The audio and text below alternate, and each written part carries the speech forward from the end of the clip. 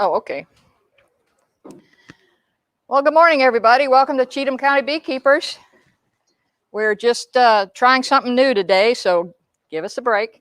Okay, we're trying to broadcast this to YouTube for our other members who might be online, which I think we've got a total of 5 right now.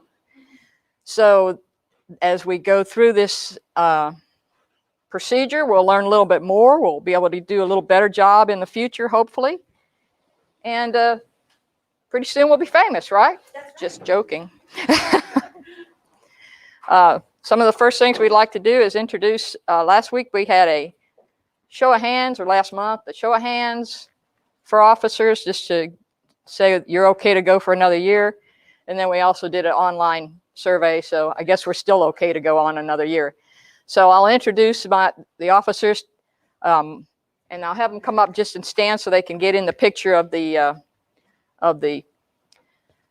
broadcast. So Mike, if you'll come forward. Mike is our secretary. And Robin, when you get a chance, come on up and just, I think the room this way is good for the camera. And so wave to the peeps. All right. And then Robin, our treasurer. Okay. We'll discuss some of that a little bit later. She'll be taking in your dues, which are still $10 a year. Okay, pretty cheap. For family. For a family. And also, she'll be collecting money if you're interested in package bees, which we'll discuss later also. Okay, thanks, guys. Appreciate it. Now, Suzanne is online, and I...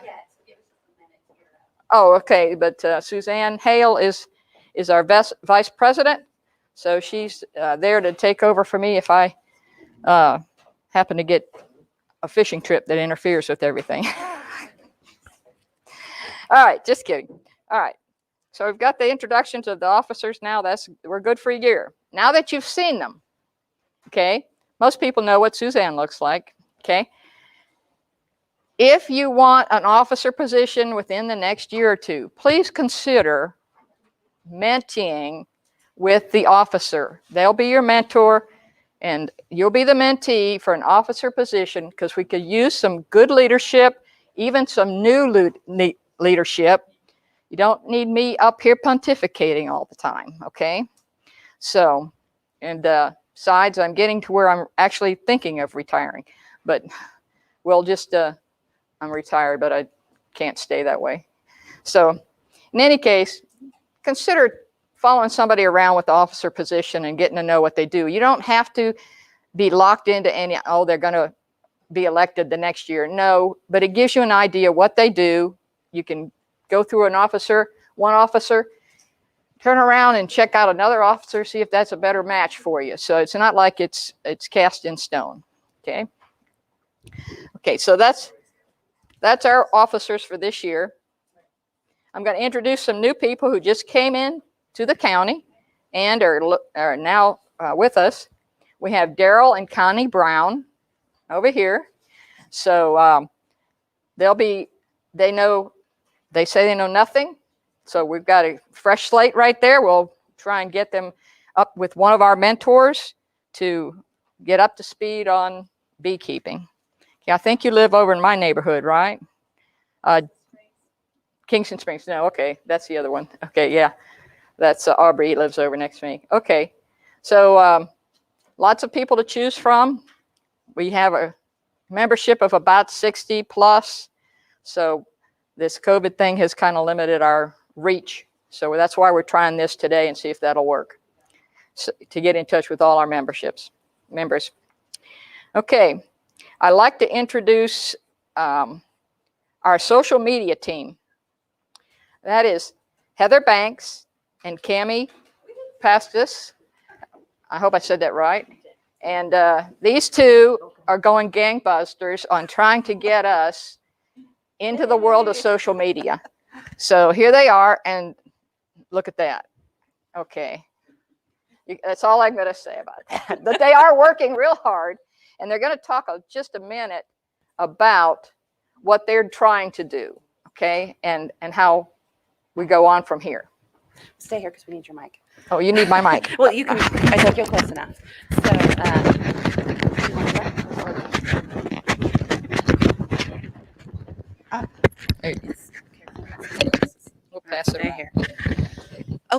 So Cammie and I are really excited that we're going to be doing this. We really are open to your suggestions. We just thought that there was an opportunity to do more with, and there just weren't people yet to do this. So if you have suggestions, things you want to see, on Facebook, we're definitely planning on updating the website.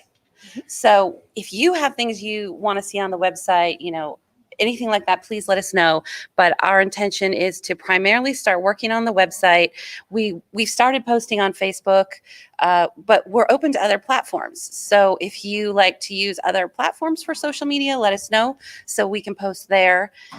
We want to be able to post pictures. So if you want to take pictures of your hives and send them to us so we can post them, or video, we can do that as well. Mostly we're just kind of kicking this off and relying on your feedback for the most part, and the officers about what is needed or what is wanted. And our biggest job, first of all, was just to set up the live stream so everybody could see. And this will be available recorded later. What do you want to add? I think that the social media platforms and the website are primarily a great place to communicate and get all the communications for our club in one or two or three places, but so everyone can access them and know what's going on and be up to snuff in business and in bees. Yeah, we're really open to what you guys want and what you think should change or happen for social media. So let us know so we can help with that. And we're excited. All right, thank you. Thanks. Thank you. And I am pleased that we have somebody like that. Let me tell you, I get as far away from a computer as I could if I had the chance. But it's so cold that seems that's all I'm doing these days is doing something in front of a computer. Anyway, let's all hope our bees are surviving. I know we've already had some losses mentioned to us, so we want to make sure that if you happen to lose a hive, if you can, now I'm going to say if you can because there's a reason I'm saying this. The bee lab in Beltsville will take dead bees and they will diagnose what is wrong with them. But as of the last reading, they have, with COVID, they have decided not to do that. So if you want to try, you can get online to the Bee Disease Diagnostic Bee Research Lab at Beltsville, Maryland. And that's what it's called, the Bee Disease Diagnostic Lab. And it's in Beltsville, Maryland. And I have the address up here, so when you guys get to walking around, we'll go over that. But essentially what you can do is you can put your dead bees in some alcohol, send them off, drain the alcohol, send the package off to Beltsville, Maryland, and they'll come back with a diagnosis of why your bees died. Okay. One of the things we're trying to find out is, are they dying of the viruses that the mites have transmitted? Are they dying of starvation? Are they dying of some other reason? Okay, so there's a lot of things that are killing bees these days, and it's not just us. Okay, so if anybody will tell you the worst thing for a beekeeper is, a bees is a beekeeper, but that's only because so often we lose them, not from our own fault, but because maybe we didn't do something, or maybe we did not do something when we should have. Okay, and that's primarily what's causing some bee deaths. Okay, and just so you know, a swarm of bees in the wild, about 1 in 6 survive. So it's not all a beekeeper's fault, but I'm saying that our job here is to make you better beekeepers. That's all we're trying to do, as best as we can. That being said, next weekend, we're going to be having a swarm box building party. We've already cut the wood. The wood's all cut. It's going to be at Lloyd's house. Hi, Lloyd. And how many we got coming already? We're going to try and keep it limited. I don't know how many are coming. Wasn't there 12 or something, Mike? We have 8 to 10 so far. Okay, good.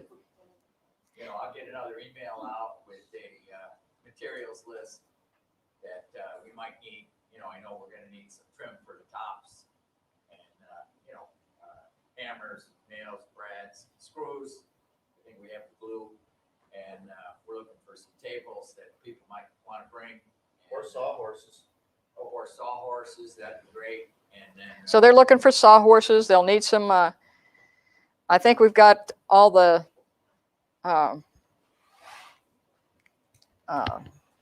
pneumatic devices we need, right? The guns and the staples. Yeah, I'll put that on the list just to make sure that Okay. people said they're gonna bring them. And then, certainly this is all weather dependent, so as far as I know, it's gonna be 46 degrees, probably a little cooler in the morning when we get started, but we're looking at 9 to 2, something like that for our first, and then if we have to, reschedule to finish them off, we'll do that. But again, if it's a really cold day, we'll have to reschedule it altogether, or if it's raining or something like that. But As- hopefully- I'm repeating what he says because I think it's some of it's not being caught by the microphone. So we'll have to reschedule if the weather changes for the worst, okay? Because most of it's going to be kind of an indoor-outdoor situation, and also we might be changing a location because another beekeeper may be here and he may not be here. So he's got a bigger area and it's covered and it's inside. So, but he might have some family issues, and that was what was coming up. So we'll keep you updated on where it is and what we'll need. For the most part, I think we've about got everything that we need to put these boxes together. Some of them will probably need painting, or we'll paint them, well, depending on, how eager we get to it. But our thought process is we're going to make 35. All right. So we would like to get them out to beekeepers who would like to put them on their property or know where a bee swarm was the last year. That's the best location for them. I've got some books up here, Swarm Essentials by Stephen Repesky, and then Swarm Traps and Bait Hives by McCartney Taylor. You can come up after the meeting and check those out. And I think we're going to get a camera on these books later. So if anybody wants to read up on some other methods, splitting hives and rearing queens, that'll be something we'll talk about next month. So FYI, those swarm boxes, our thought process, like I said, give them out to the membership. If you don't have bees, the first swarm's yours. The second swarm, we offer it to a member who is just now starting or needs bees.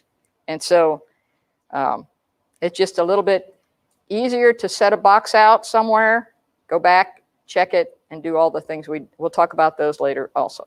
Okay, but there's a lot to do with, for example, I put 10 out and got 2 hives last year. And one of them was so big, I actually split it. So that'd be an idea of what you might get, 3 out of 10, let's say. And that's not a bad catch, really, for the year. Free. All you have to do is put the box up in a nice location that they like. That's, mind reading of bees has never been my forte, I'll tell you. If they don't read the same books we do, folks. So once the boxes are built, we'll have them available for members to put out. Okay. One of the other things I wanted to mention this time is that if you think winter is for resting, you've got another thought coming, okay? Most of us are trying to get ready for spring right now. We're cleaning frames. We're cleaning up the boxes. We're looking for dead hives to make sure we can get those cleaned out and ready to put back on hives that maybe need some more frames, okay? There's a lot to be doing in the wintertime. And if you have a nice place to do all this inside, this is a perfect time for cleaning frames, because if your frames have got propolis on them, boxes have propolis that maybe you don't want it where it is, okay? And you'd get it scraped off. It's a great place to, if you scrape it off on a sheet of, let's say a tarp or something like that. Propolis is an excellent product of the bees. So is wax. So the wax can be melted down. It can be used to paint over some new foundation if you're using plastic foundation, and it helps the bees get a good start on getting, not having them work quite so hard to get those cells built out for their queen. So those are the things you can be doing right now. You can be looking at your beehives. If there's dead bees on the front door, you want to be cleaning that out. You want to get in there and clean those dead bees out so they have access, they have a way to get away, get outside and use the restroom.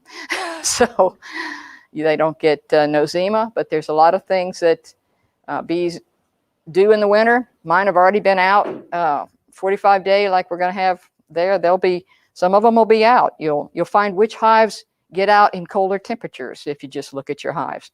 You'll find out which hives are staying clustered. Okay, you'll know they probably have a little bit of the genetics of super cold areas. So that, you know, that's all part of looking at your hive from the outside.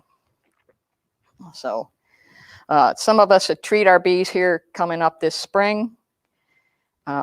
I've done my winter treatment already, thanks to a few folks who came by and helped.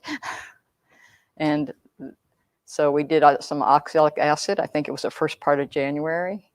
So I think it's going to do well.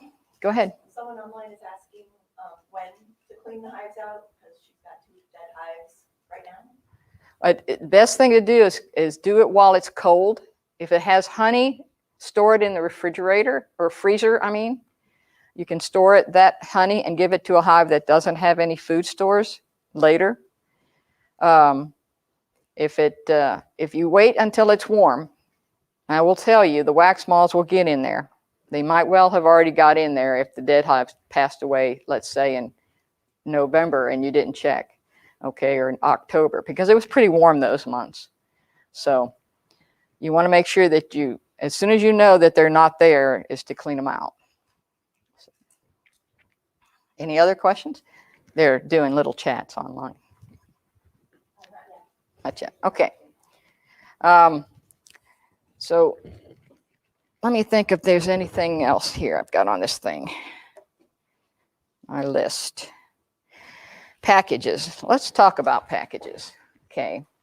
We had an option to buy 20 packages and we took it, okay? Because number one, we've got some new members. And number two, those of us who don't know about packages or want some more bees, that's the easiest and cheapest way to go about getting bees. Unfortunately, it's also not the most reliable. Okay, if you had your druthers, I would much rather get a nuke, which is 5 frames of bees already producing, a queen's already laying, you know she's going to do well. When they do packages, and I included, well, I had a link at home that I was going to send out to everybody, but I thought it would be a little too late. But there's a guy named Bob Binney who talks about making packages and how it's done. I highly recommend looking at that so that you know exactly how these major bee producers get their bees out and sell them coming up this spring. All right. It helps them because they get, well, they get bees that are not as healthy. Quite honestly, they get rid of those. They dump them in a big box and then they measure 3 pounds out, stick it in a box, put a queen they've never seen before in there. And then those bees come to you like that. They haven't really been formally introduced to their queen. And so you have to kind of give that queen time to get out of that box. So with the help of the hive. But that's why to me a nuke would be a better idea. But most people can't afford nukes. Nukes are going nukes. Geez, they're probably up to $250 right now for a nuke, I would think. Our nuke seller is off working somewhere, but in any case, they're pretty high. Packages are getting high. Packages are $199 to $200 each. That's 3 pounds of bees. Are you talking about Tyler? I'm talking about Tyler. He's watching it now. Oh, hi, Tyler. So Yeah, Tyler, type in how much your nukes are these days. Luckily, we have other beekeepers in the club that love to do that kind of thing. Okay, but I also think he was sold out pretty quick last year, if I remember right. So, why packages? So packages for us is number one, it makes a little money for the club. And when I say a little money, it is just a little money. Packages these days are selling for 100. This year, they'll be 120, 100, and what do you say? 125, 135? Okay, and then 135 for non-club members. And that's because if they're not in this county and they're not a member of the club, they can't get the club discount of $10. Okay, that's the way I look at it. All right, so, and it costs the club a little bit less than that. And so we get all the 20 packages. Now, packages are notorious for not taking off as well as they should. Now, whether or not that's a beekeeper area, that's why we want to talk about how to install packages. We'll be doing that a little bit later. And you can also, because our packages won't arrive till March 31st. So we'll have March's meeting to discuss installing packages. You'll also have a demo, probably.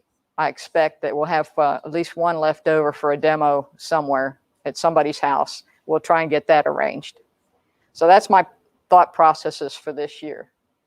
Now,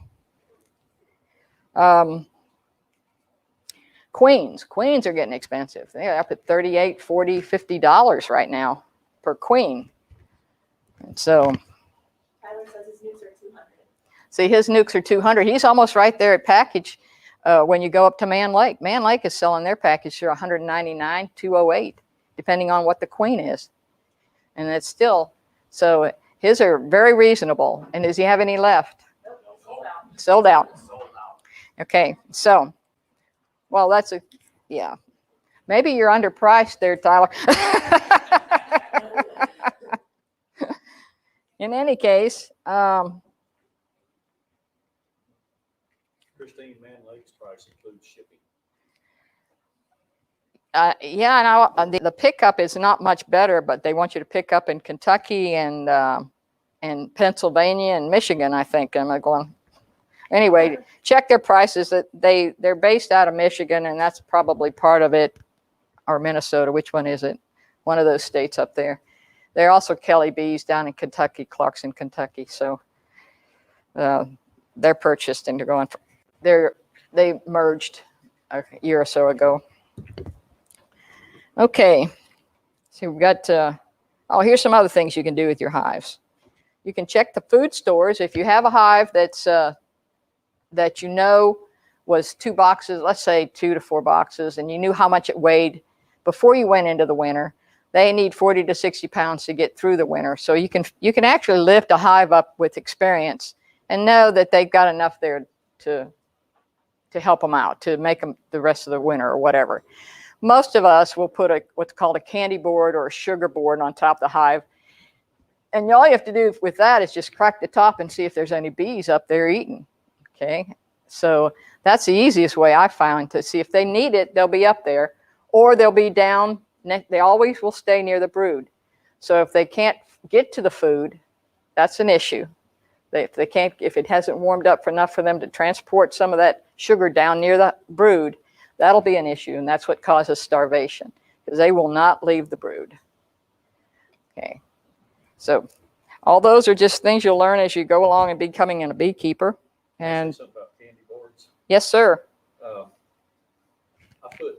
made and put pollen patties on last week when it was warm. Mm-hmm. Under the sugar board, so I saw all the sugar boards, and I was shocked to find one that was completely empty. Wow. They had already eaten one up in, 3 months? Yes. So I need to take a peek at them and see how they look. So Mickey has a bunch of hives, and he's had one already eat through all the sugar on it. I had one that was low, but I put a candy board on top of that. So in other words, it's got 2 sugar boards on it. And it might be time for me to go check on it, but I'm waiting for some warmer temperatures. I don't like to work my bees unless they're out flying. So that's my indication. They usually start flying, like I said, 45 degrees, upwards of 55. They'll loosen up their cluster about in the 50-degree range so that they can move around the hive a little better, so they can go up and move the honey stores where it needs to be, or they'll They know what they're doing. You know, what can I say? You know, they've been doing it for millions of years. We're still learning. All right, as for that, this is all I've got on my list. Does anybody have anything you want to add? Are the package bees Italians, I guess? I'm guessing? Pardon me? Are they Italian, your package bees? They are probably whatever the queen they throw in there. I can't guarantee what they are. Okay.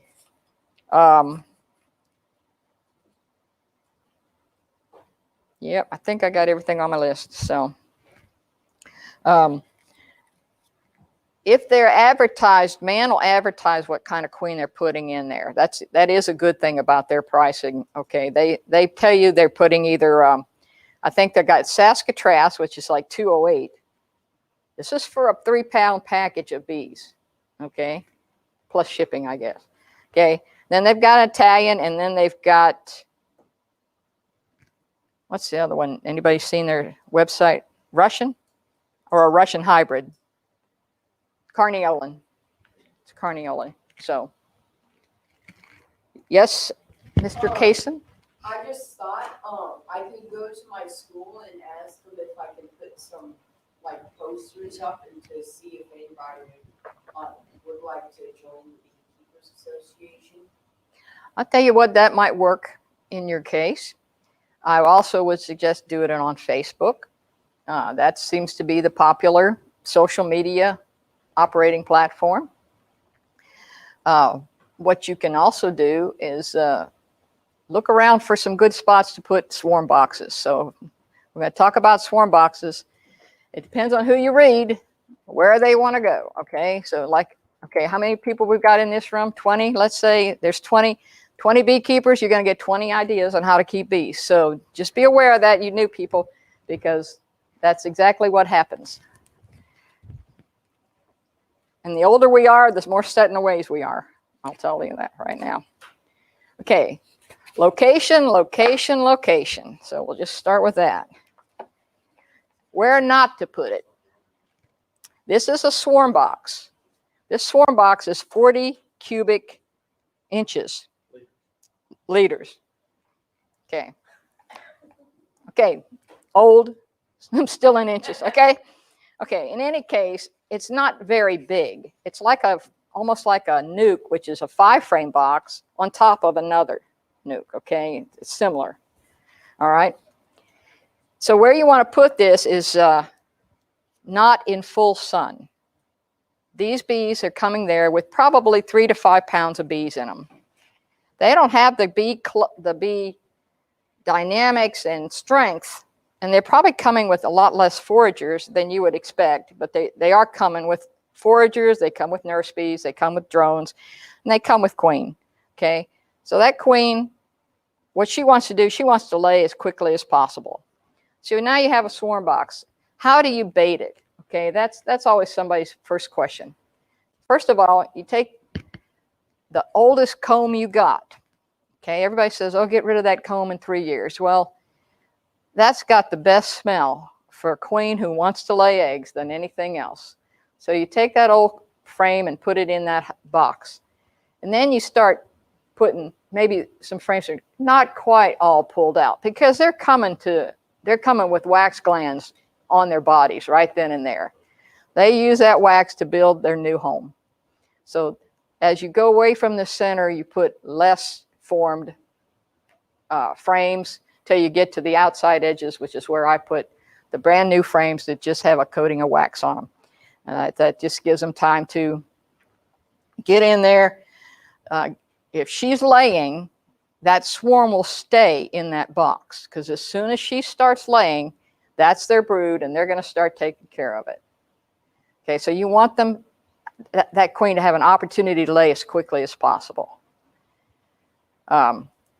You also can bait it with certain things that are on the market. Lemongrass oil. Don't put too much. Never put too much. Don't put too much essential oils. Yes, not too much. Yeah, and there's a thing called Swarm Commander, which I like the best. But old frames with black comb are really the best attractant. Now, that being said, location is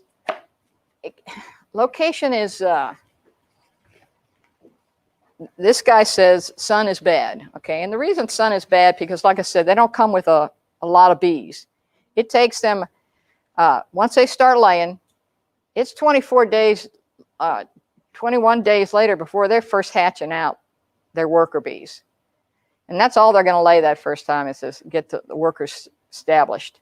So those bees that come out, they're still nurse bees, okay? They haven't been out flying, so whoever they brought with them now is the forager bees. And so what you're doing is you've got to get it at a point where there's enough bees to keep that hive warm, but not too warm. So you put it in full sun, and in many times the swarms are in start about mid-March around here and go to about June, and sometimes later.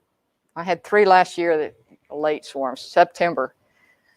Okay, how's that thing go? A swarm in May is worth a bale of hay. A swarm in June is worth a silver spoon. Okay, a swarm in July ain't worth a fly, okay? So the later you get on in the year, the weaker the swarms are going to be. Don't quote me on that, but you know, you'll find that in about any bee book, okay? But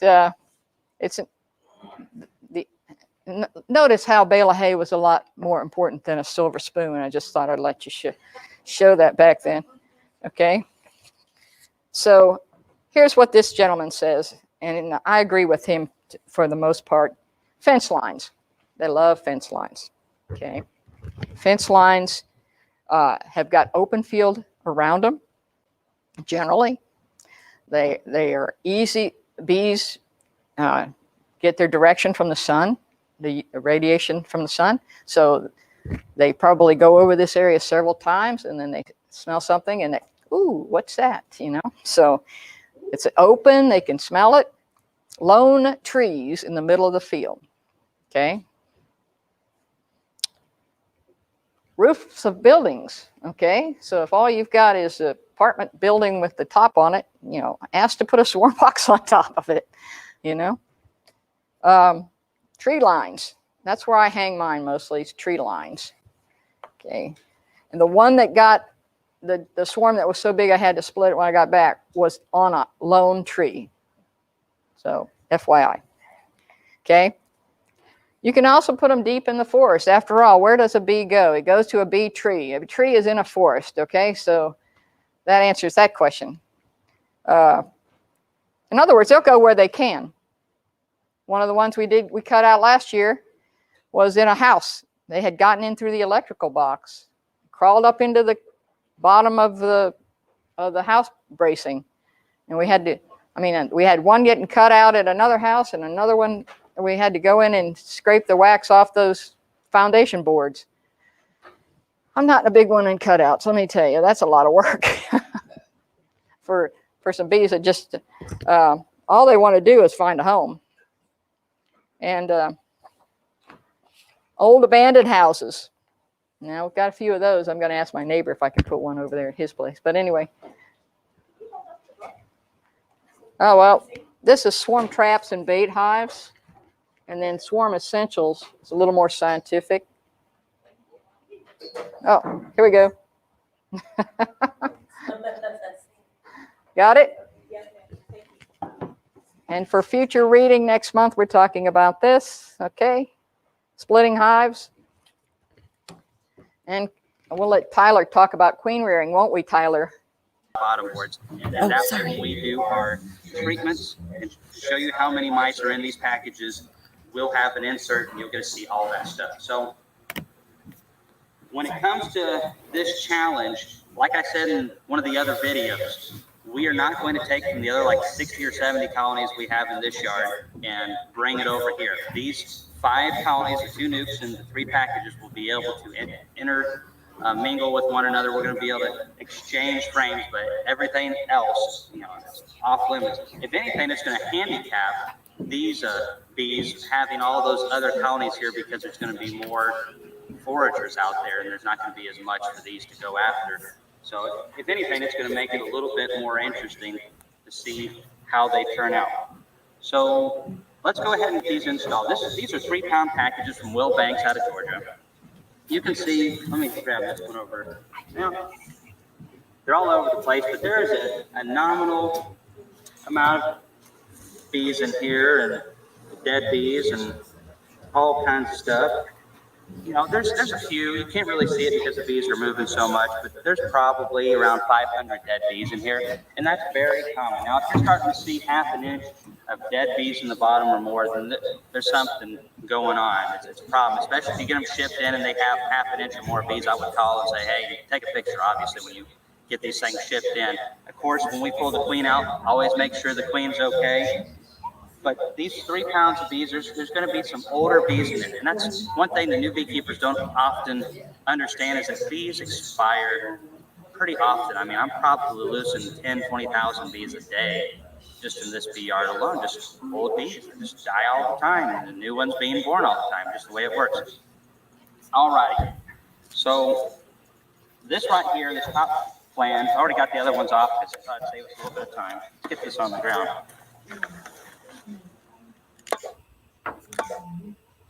I think these come in plastic containers anymore. And we got our queens right here. Most of them have it like this with the metal on top. Some are a little bit different. You got your feeder can right here in the middle. And we're going to show you how we get them out. We also have entrance reducers in the front where the bees can't get in and out super quickly. For just $67, you can make as many videos as I you have want. no control over that. To pick up a camera or All right. And also it protects from robbers if that's an issue. These little patties that you see is actually a queen candy recipe. Since we're using frame feeders, we're going to be using those just until they get settled in. And this is maybe the most important thing that I will say in this video is I love frame feeders. However, if you use them at this moment, you are going to kill bees because these bees, once again, are not locked in. These queens came from a different section of Will Banks's yard, and these bees right here came from somewhere else. So we're mixing them together. Not all of those bees are locked in on this queen. She's not laying. Push the button. Turn. They'll smell this one. They'll smell this one next door. They'll be going all through the air, freaking out. They'll be running through the hive, freaking out. And if you have this, you can end up drowning several hundred to 1,000 or so bees using a frame feeder. And it's not because bees can't go into a frame feeder and use it correctly. It's just in a situation like this, it is a problem. So don't use frame feeders right off the bat. Now, you might get away with it sometimes, but it's just better to be safe than sorry. Most of the beekeepers that I know that say they hate frame feeders, it was usually because they hived a package with a frame feeder and drowned a bunch of bees and they tossed the frame feeder. You know how I know that's because 16 years ago I did the same thing. Learning curves. All right, so we've got 4 foundation frames. We've got a comb frame, and if you don't have comb, that's fine. Just to throw another foundation in there. And there's a couple different ways to install these. I'm going to kind of go through one of the ones we're not going to do, just explain it to you, and I'm going to show you how we do it. Just have it just like this. In a couple days, we'll be coming back in. We're going to be showing you everything that we do to these things, everything. So there's going to be a lot of short videos. This is probably going to be the longest one, and we're going to stick that package right in there. But this queen candy, we're going to have a video on how to make it. Super easy. And it is absolutely delicious if you're a bee. If you're a human, goodness gracious, you can make it go diabetic. All right, so you'll think this is rough, but it's just part of it. We're going to shake the bees down so we can get this out without crushing a lot of bees as we're pulling it out, all right?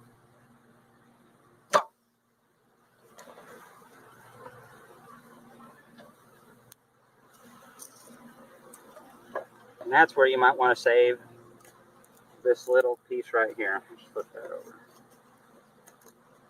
All right.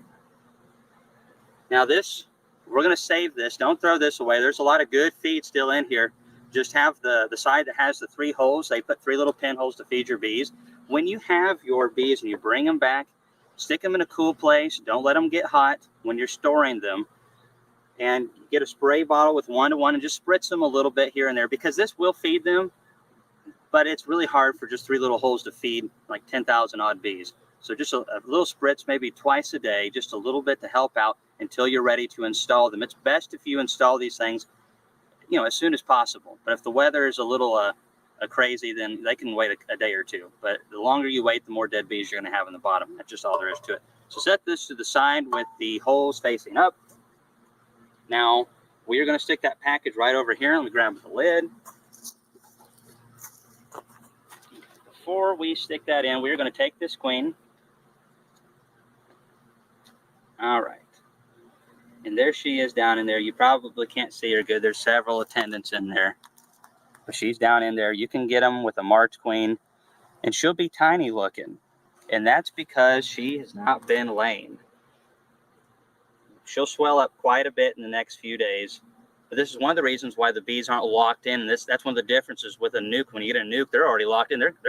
They're ready to go. You can throw a frame feeder in right away and fill that sucker up. It's very different mindset because not all these bees are locked on this queen. So now we're going to take this queen, we're going to stick it with the smooth side facing the comb. That way they can get around and cluster around that queen with the foundation. And we're going to need to come back and get on this pretty quickly, because as we're feeding, they're going to start drawing this foundation out. And if we have that big gap here, we've violated bee space, and they're going to draw some weird stuff down in there, which is going to make life very fun for you and the bees as you're trying to pull up funky looking frames. All right. So now what we're going to do is just stick this down in here. Now, keep in mind, let's get this frame feeder out. We don't really need that in right now anyways. We'll just do that. Keep in mind that if you're in a really cold region, or you're just getting some really cold weather, and it's like freezing outside, you can install them in really cold weather, but this method is not going to work. We know that it's not going to get too awful cool tonight. And we're going to check tonight and make sure that they've come out of this package and gone to this queen. And my method that I like to do is just do this, pull the top off, let them slowly work their way over instead of just frantically shaking them out, which is what a lot of people will show you how to do. So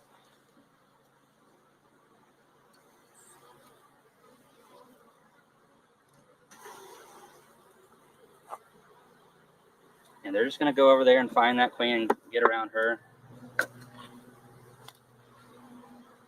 Get off the candy. All right. So that's one done. We're going to come back later and make sure that those bees will come out of that package and clustered around that queen. Sometimes they won't. Most of the time when they don't, it's because it's too cool for them to run around, or because they have a queen in the package. And sometimes the commercial beekeepers will accidentally shake a queen in here, and then they'll have one up here. And of course, they're not accepting this one in here. They're going to accept the one that's in here. So they might isolate that one alone, all by herself, and they won't try to do anything. You know what? If you're trying to lose belly fat, stop doing cardio. This sounds backwards. I oftentimes just come and hand release the queens later, but that's not a good idea for people that don't know how to catch queens good with their hands. So this is what I recommend you do. Just take off this metal flap, and you got candy in there. It's pretty much the same queen candy that we have right here. And as they slowly eat through that, they're going to accept the queen. Now, one thing to keep in mind, don't have it facing down, because there fairly often will be like a dead worker bee in here. And if you have it facing down, that thing can fall in and plug the hole, and then they can't get her out, even if they eat through the candy. So let's try this again. All right, there's that right there. And see how they're not just running around and all that jazz? Get off that candy. Try not to crush a bee if we can help it. All right. Now, I'm going to do one of these the good old-fashioned way here in a second. We'll save that one for last. All right, so again, up, let it out, pull this out. Oh. And see, they're a little more frantic.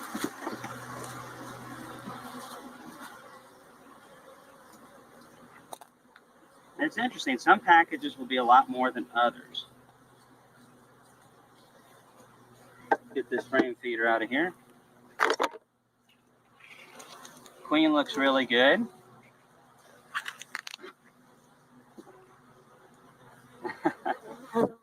My wife didn't have her bell on. Right. Pop this again.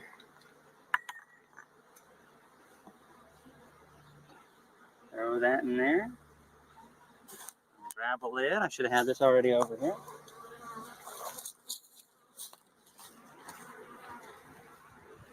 And roll that away. Boy.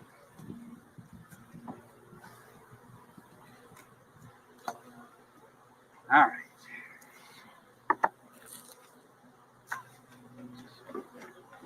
Oh yeah, I pulled this film out. Look. No, there's mold. They'll figure it out.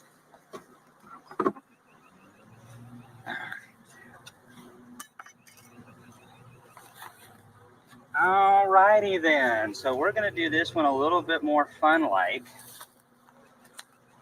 And usually you keep the other frames in for this one. Now, one other thing, don't put your other supers on. Some people like to throw extra boxes on and shake them in, but if you leave head space up here, especially if you have foundation, if you have combs, it's a little bit better. A lot of times we want to stay on the comb, but if you have foundation, you leave headroom up here, they're going to want to go up there and just start building their own stuff. I mean, that's what bees do best. They don't need your frames to do it in. So I like to keep it in a single box. Now, again, if you're doing this up in really cold areas, then you need to look into the cold package installs. I'm not experienced in that area of beekeeping, and I'm sure there's several good videos out there now. So if we're doing it the old-fashioned way, and by the way, when my wife got into beekeeping, the guy that showed her at her local club got her stung like 20 times doing it this way. Sometimes you have to, and like I said, if I come back tonight and those packages aren't all the way out, you got to shake them back in. You got to make sure they're covering that queen or they'll get cold. And the queen will get cold, and then if you're out of a queen, you're in trouble.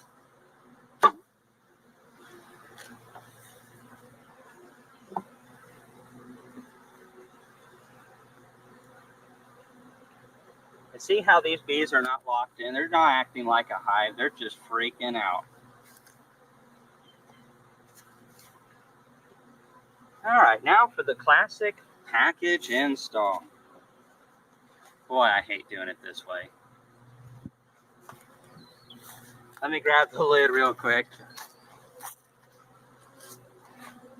And I'm sure there's a few things that I have missed. Pointers, tips, all that jazz. We are not the world's experts in package installation because we really prefer making splits and nucs because they are not crazy like this.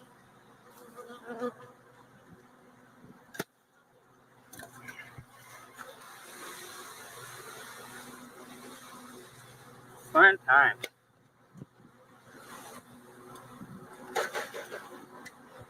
Man, you gotta watch that screen, it'll cut you. Take that queen.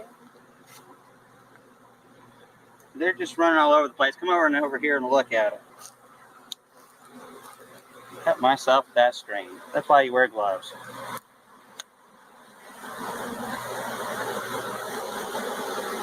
They're just so disorganized. You see, if you had a frame feeder in there with full of syrup, they drown themselves, not because they can't crawl out as an individual, but because when you have 3 or 4 layers of bees on top of each other, the ones on the bottom get drowned. All right, now they've kind of moved around a little bit, so I can move this over without crushing bees on the bottom. In cold weather, it'd probably be best to do it like this so you get the bees out moving around a little bit more. Now, you don't have to have a patty like this. A lot of people are going to use a entrance feeder, which works fine. Some people, if you're in cold, if you're getting a cold night, 20s and low 30s and stuff like that, then you need to have food contact. And that's why this is so important. You'd be surprised how quickly bees can starve. They can starve very quickly, and they need that energy source to get warm. There's just no other way around it. So Don't let them go without feed. I've had wrinkles and they bother me in 1 week. I am truly blown away. Believe it or not, results like Let's see if we can scoot these bees off here. Your bees can easily starve in a day. Bees require a lot of energy to eat the cluster. All right. And you can kind of see why I like doing the other method. I might end up still having to come back and shake those packages out. That's pretty much all there is to it. If you have any comments or questions or anything that you think that I might have missed or a different method, feel free to ask below. I can't really think of anything else. Again, we're going to have the nucs over there. We're going to show you the follow-ups on everything that goes on when we put the frame feeders back in, as we feed, all of that stuff. We're going to probably put a little bit of pollen padding. There's one reason I don't like packages. These bees are not locked in. Let's say this queen over here made it better, whatever. These two, all their bees that are flying around, they could very well drift over to this one because this queen smells better to them than the queen that they came with. And so there's that issue. One of the other issues that you'll have with packages is the fact that the queens sometimes don't get mated as well as in nucleus colonies. But then again, with nucs, I know of so many people that sell hundreds and thousands of nucs, and people think, oh, local raised nucs, all that jazz. Well, a lot of those guys, and some of them are fairly big names, they're purchasing commercial queens, splitting their bees and putting a commercial queen in there. So you're getting the same genetics because a lot of those guys don't raise their own stock. Now, you're going to see not only a difference in our nucleus colonies over these, but you're going to see a different color of bee. Our nucs have a darker bee than this. These are Italians, by the way. And it doesn't really matter to me about the genetics as far as is it Italian, is it Carnese, Carnolian, whatever, Russian. Good bees are good bees. I don't care what you call them. If they perform well, they're gentle, they make lots of honey, they don't run all over the frames, they don't have signs of chalk brood or diseases, and if they show some resistance to the mites and viruses, that's even better. Anyways, we've covered a lot. There's a lot I'm sure that I missed. Leave any questions below, suggestions below, and if you liked our video, please share it to other people and let them know we're going to have just everything that we possibly can think of on keeping these bees not only successfully at 5, but splitting them later in the year to make them sustainable insurance policy colonies. And if they all come through, lots of honey, which equals money. Thanks for watching our video. And if you haven't, subscribe and share. That I saw some, what's that, comments out there. So there's another thing I would highly recommend is that I don't advise installing a package of bees in the middle of the night. Okay. Now, this is from personal experience. During my early years as a beekeeper, I decided to get the gentlest bees in the world. I couldn't tell you who they were right now, but I think they were Caucasian or something like that. And they came late in the day, and I thought, come on, honey, grab the flashlight. We're going to go install these bees out in the yard right now. Okay. So he didn't wear a suit, right? He just stood a distance away and flashed the flashlight on the package while I installed them. I'm all dressed up, no problem, right? Well, as soon as he turned the light on, that's like a beacon to him, you know? Oh. Okay. So he didn't last very long on that one. And he tells that story to this day about the gentlest bees in the world, tagging him several times before Chris got her bees installed. So just a word of caution there. Okay. And let's see. Some other questions. I think we've got some questions from people online. And can we just read them out to them? And Brandon Bennett wants to know what to do for the upcoming freeze. Anything special? The upcoming snow, freeze, real cold weather. now, if they're not ready yet, they're not going to get ready. Okay, that would be just check to make sure they have something. I don't advise giving them any liquid feed at all right now. This is it's too cold. It just makes them cold as if they fall in. And one of the problems with late swarms, I think we had a question on late swarms. That's why they're not worth a fly, is because there's so few bees in a late swarm. They just don't have the population to afford losing any. And so if you put a frame feeder in a hive that's only got 2 or 3 pounds in it, and late swarms are generally 1 to 2 to 3 pounds, they're the lowest amount of bees you're going to get. And they just don't have the population to sustain any of them getting drowned. So that's why, if you got that situation, the best thing to do. Some of us have, I know Robin had a late swarm last year. She actually put it in her greenhouse so it was warm while she was there, and fed it with quart jar with holes in it, which is what they call it, some kind of feeder. I use frame feeders now. But in any case, it's an outside feeder that you can actually watch how the syrup is being drawn down. So several types of feeders. We'll bring a few of those at the next meeting. Write me a list. And we'll show you what's available. Okay, just before our swarms get here. All right, any other questions? No, I don't, there's no other questions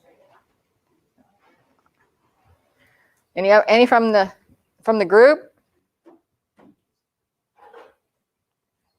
Any other questions? We're gonna get done early. I got to go swarm box. I got a swarm box to pick up that I left in all year long. It's empty though. Good thing to do it while it's freezing up. Oh, go ahead. Yeah, I just did think of something. At the last meeting, you mentioned this thing that happens with Kent Williams. Oh. What was the dates? Ooh, you had to ask me. I'll have to text you. I'll have to send that out. Yeah, Kent Williams' bee camp is up in Kentucky, and 15 through the 17th. Thank you. And it's in April? April. So if you haven't got your taxes done, you can't go. Yes, Casey? Can we reuse swarm boxes every year? I would hope you do, especially ones that work. Look in and see what's good for them. I coat mine with a layer what's called slum gum. Okay, when you melt down wax, you get all this black water at the bottom of your crock pot that you got at a yard sale for just a couple bucks. And after melting wax, you just take that, and I just slap it in there and just paint it all over the inside of a swarm box, because that's an odor they like. And not only that, but they found that bees are healthier if they have a layer of propolis on their hives. So some beekeepers now, the latest thing, okay, is scratching up the inside of your hive so the bees don't like it. They come around and propolize it so that they have propolis everywhere. It's like putting an antibiotic on the coat of paint on your house. So that's just some of the things that you'll decide. I like the ones that were painted. I like the ones that have been used before. In fact, I've got a spreadsheet where I show whether it caught a swarm or didn't catch a swarm. So those that didn't catch a swarm will get another layer of the propolis crap that's in the bottom of the crock pot. That while it's warm, I'll paint the inside of them with it a little bit. So any secrets to your swarm catching there, Mickey? Swarm Commander works good. But be careful, just a squirt on the outside. I think Tyler says he just puts a squirt on the outside, real brief squirt, and then puts one on the inside and top bar, on the top of the bars of the hives. So I put a Ziploc bag with a cotton ball in it, and I've put lemongrass oil in some of them last year, and Swarm Commander in others, and I think the ones that got populated were Swarm Commander. So just FYI. That if they have a frame or two of old wax, that's your best bait right there, in my humble opinion. You want to talk about how you and Tyler talked about putting wax around the holes on the swarm? Yeah, he puts wax around the outside of his swarm boxes. I did not, but he also we're going to put the ones that we're making are going to have vent holes on the top because that was Tyler's recommendation. It's a good one. You know, if you got it out in a partial sun situation, they need some kind of venting. So that's a good suggestion in my book. Okay, so the new boxes will have that ventilation type. He puts wax on the outside of any holes that he's got out there, because wax is that's what they're smelling for. If you meet anybody who says they've had a swarm in their house for 15 years, okay, that's not really true. They haven't had, the original bees are long gone, but every time they leave, that smell attracts another swarm, and they just weren't there to see it come in. Okay, so yes, ma'am. Suzanne asked, how do you fortify the swarm box? Tie it? Oh, shoot, I should have brought that. I hang mine on those little pegs that they use for deer hunters when they put steps on a tree. It's just a screw-in step, okay? And I just screw it in, and with a pipe wrench, you can unscrew it pretty easy. Take the thing out of the tree if you don't want to put it there again. And that's what I use to hang it up, and I only do it as high as I can reach. Okay, I'm 5'6", and I got about another foot there, you know. So I keep it as low as I can get away with. Yeah. Any other? Also put a strap around mine. I do put a strap around mine too. The comb, if it gets blown crooked, the comb will all be wacky inside. Yeah, I also put a rock on the top because I have one that wants to blow off all the time where it's located. That one's going to get changed in the location this next year. So, but I think our lids on these will probably be a little bit tighter than that particular swarm box, which I got from Kentucky, which isn't, no, it's that one's from Kentucky from a guy up there.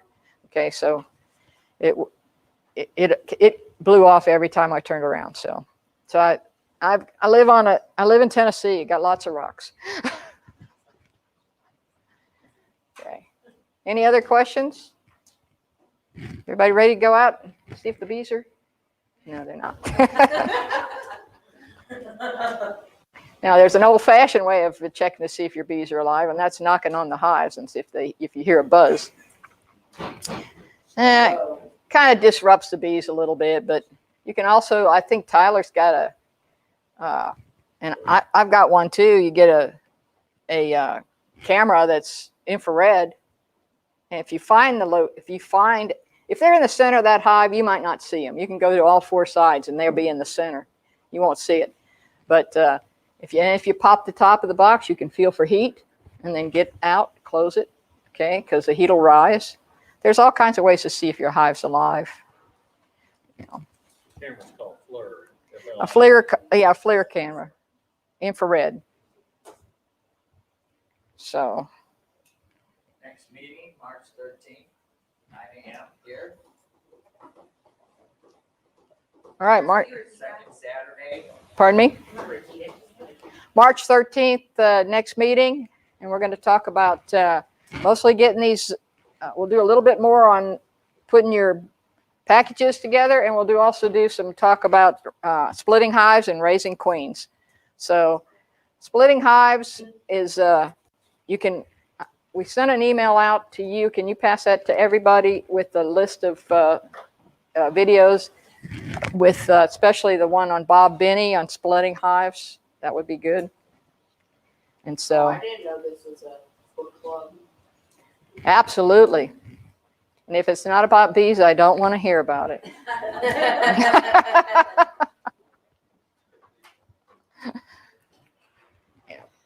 Yeah, I probably have a largest collection in the room, probably. How about anybody else? Does everybody still hear their bees? Saw some yesterday. Hmm? Saw some yesterday. Only because I was checking sugar boards. Yeah. They weren't out. Well, yeah, that's good. That's good. I'm glad to hear. They were out last Thursday. Yeah, they were. 64 degrees. Yeah. Well, I've enjoyed our little experiment today. I hope it went well. We got good feedback that people can see and hear and felt it. Oh, wonderful. Girls, you're doing a great job. Hang in there.